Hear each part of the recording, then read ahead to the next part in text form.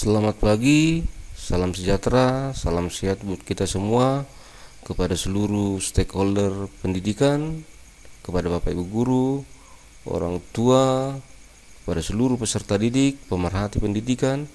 Kali ini saya bersama Rio Komita Pebulan SPD, guru SD Negeri 121142 Pematang Siantar, akan mencoba berbagi sedikit tentang sebuah program baru dari pemerintah di dunia pendidikan, yaitu dari sebuah pelatihan tentang pendidikan inklusif.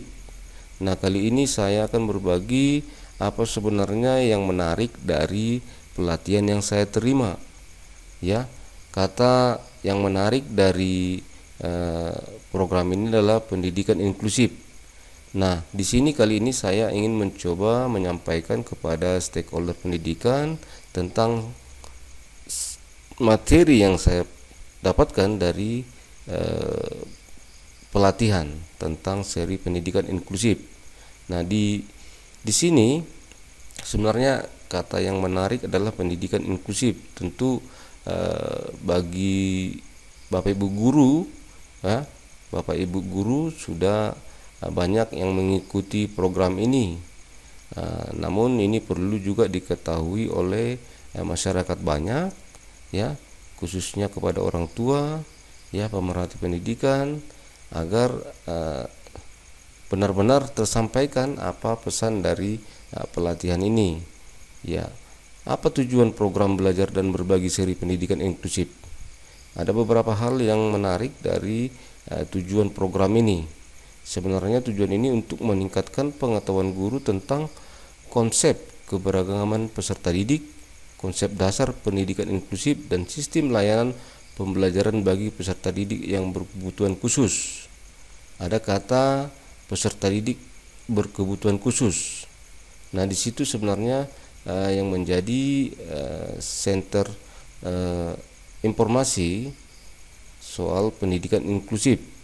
Artinya bagaimana di program yang saya terima ini ada beberapa hal yang perlu digarisbawahi tentang sebuah perubahan mindset tentang pelayanan bagi peserta didik yang berkebutuhan khusus.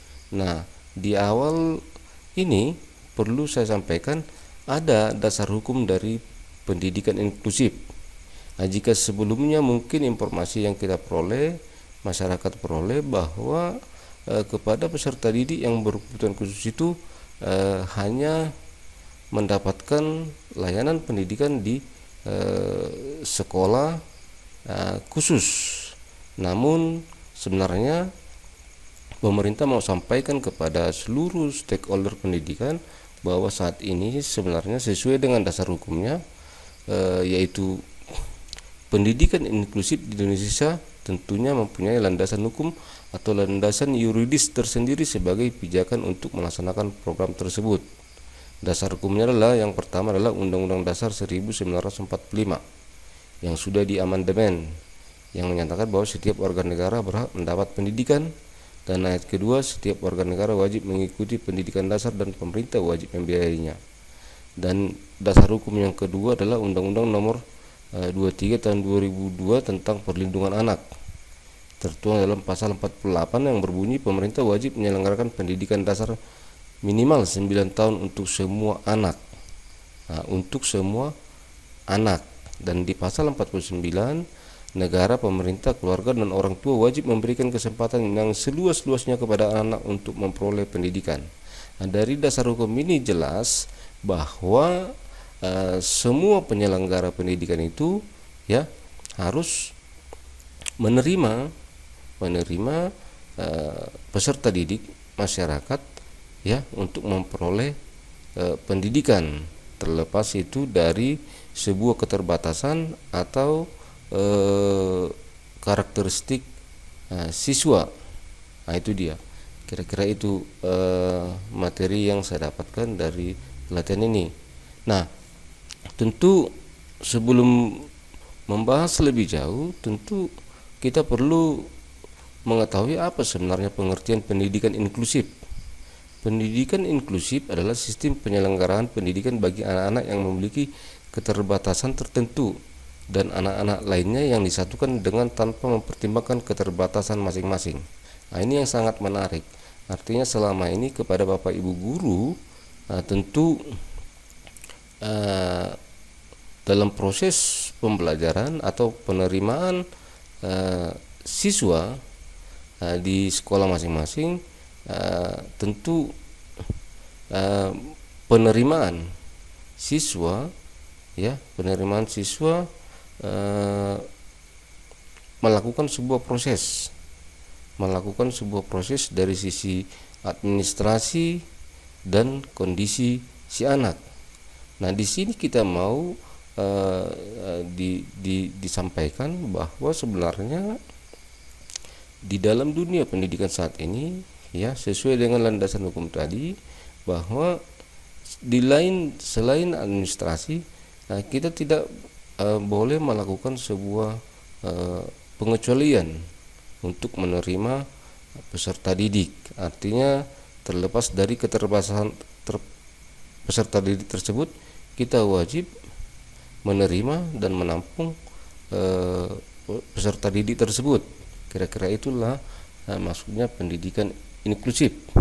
Nah, yang berikutnya kita tentu harus memahami apa sebenarnya arti anak berkebutuhan khusus. Anak berkebutuhan khusus. Nah, ini kata yang harus digarisbawahi, ya. Menurut Samsul, anak berkebutuhan khusus atau ABK dapat diklasifikasi menjadi mereka yang memiliki kelainan sensorik seperti cacat penglihatan atau pendengaran, deviasi mental, kelainan komunikasi, ketidakmampuan belajar, perilaku menyimpang, dan cacat fisik dan lain sebagainya. Nah, seperti yang saya sampaikan tadi, bahwa karakteristik anak-anak yang seperti saya sebutkan tadi tidak menjadi penghalang mereka untuk mendapatkan pendidikan. Kira-kira itu makna dari terobosan baru ini, menyampaikan kepada seluruh masyarakat tentang pendidikan inklusif. Nah, berkaitan dengan klasifikasi tersebut, ada beberapa kelompok peserta didik yang memiliki ketunaan, meliputi tunanetra, tunarunggu, tunagrahita, tunadaksa, dan lain sebagainya seperti yang saya tampilkan di layar.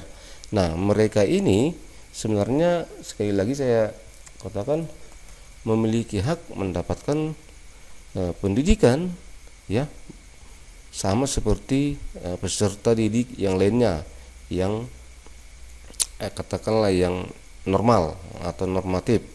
Nah, selanjutnya dalam proses pembelajaran atau proses layanan kepada mereka, tentu Bapak Ibu guru harus melakukan beberapa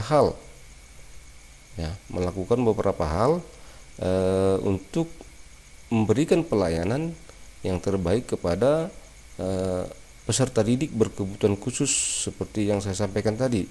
Nah, di awal ini bagi sekolah-sekolah atau penyelenggara pendidikan yang memiliki peserta didik berkebutuhan khusus harus terlebih dahulu melakukan identifikasi. Identifikasi sering disebut sebagai kegiatan penjaringan, penjaringan kepada peserta didik. Nah, itu dia. Kegiatan penjaringan ini biasanya belum tentu dilakukan kegiatan penyaringan. Sementara itu kegiatan penyaringan sudah tentu dilakukan karena adanya kegiatan penjaringan. Artinya di proses penjaringan itu sudah ada penyaringan. Penyaringan. Dalam pelaksanaannya kegiatan identifikasi dapat dilakukan oleh guru dan pihak lain yang dekat dengan anak seperti orang tua dan keluarga. Artinya kita proses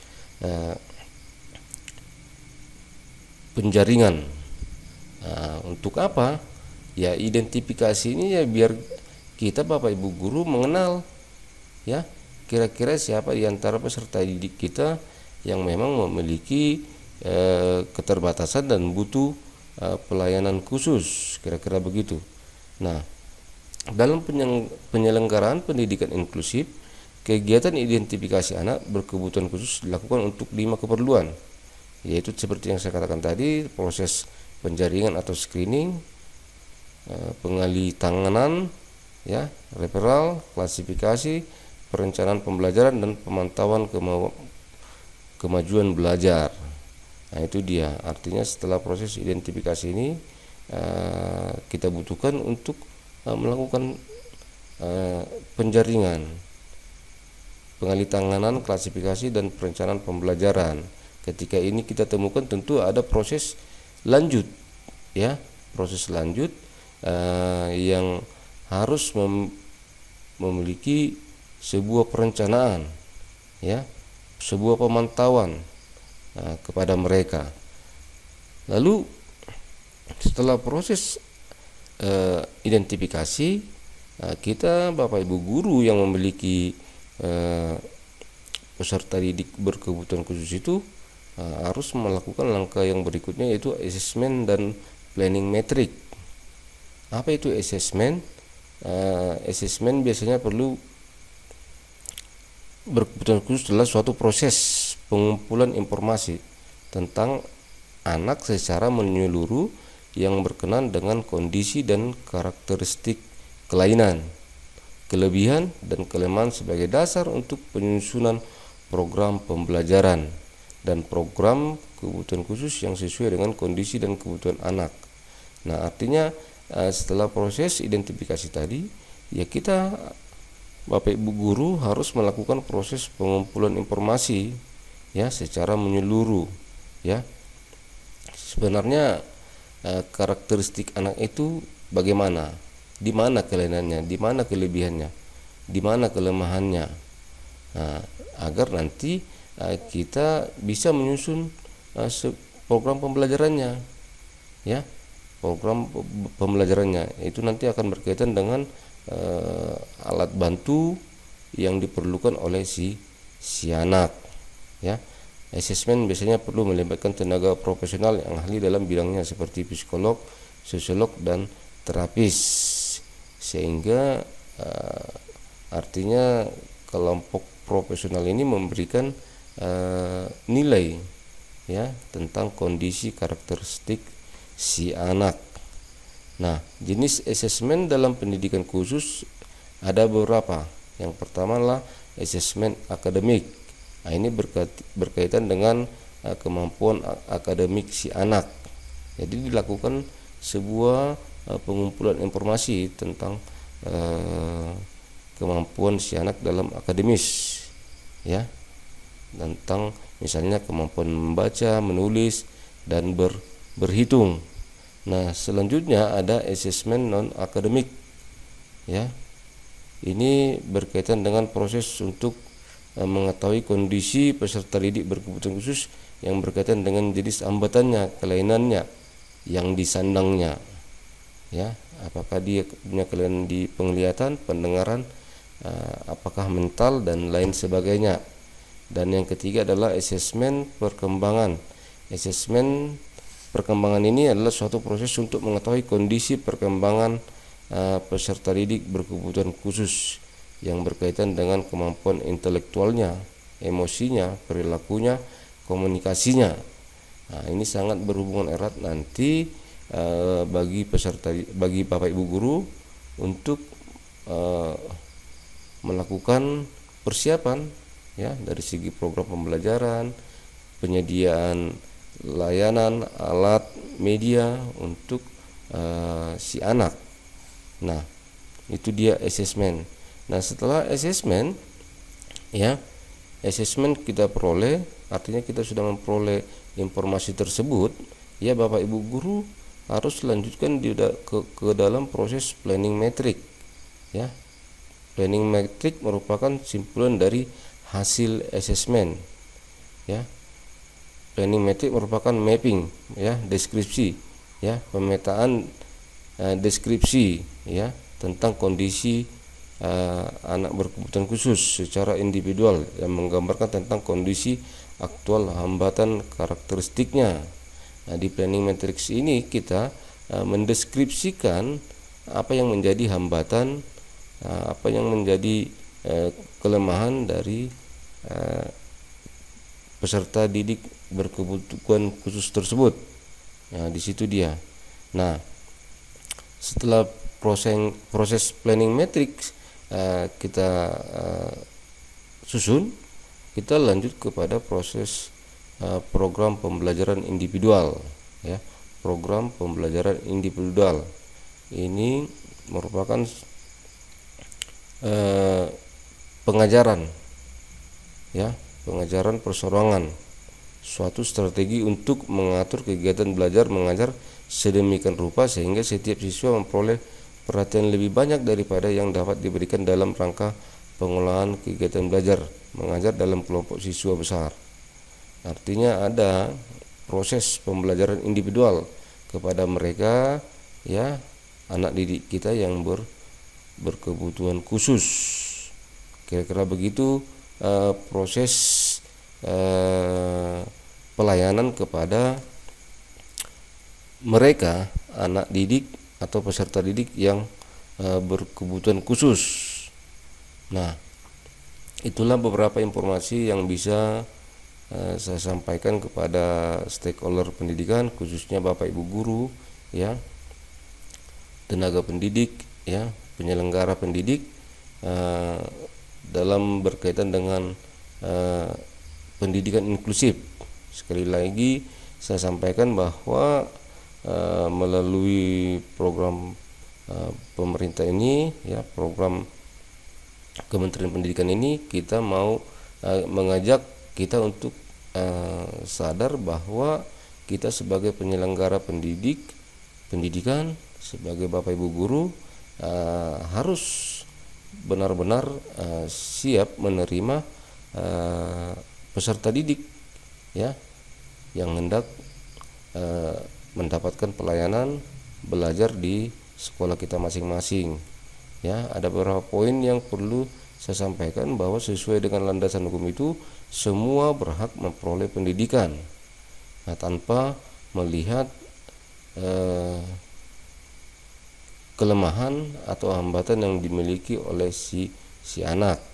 Nah, yang kedua, poin yang kedua tentu untuk melakukan pelayanan pendidikan bagi mereka ya, stakeholder pendidikan, penyelenggara pendidikan, Bapak Ibu guru harus melakukan